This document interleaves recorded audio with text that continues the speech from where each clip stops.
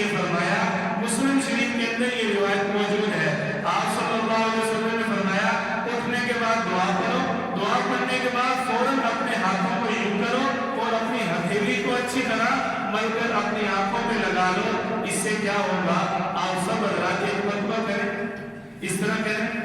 آپ صلی اللہ علیہ وسلم نے یہ جو عمل بتایا ہے، اب اپنی آنکھوں کو لگائیں، آنکھوں کو سکون ملتا ہے یا نہیں؟ یہ میرے نبی صلی اللہ علیہ وسلم نے ایک ایک پل، ایک ایک لمحہ اپنے امت کی راحت کا انتظام کر دیا ہے کہ میرے امتی کو ہر پل راحت ہونی چاہیے۔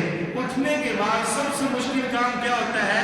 اپنی آنکھوں کو کھولنا، اپنی آنکھوں کو اچھی طرح چست انداز میں لے کر آنا۔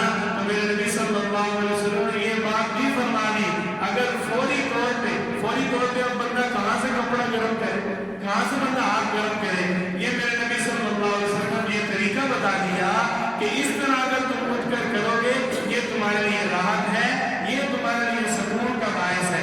اٹھنے کے بعد تم ڈھک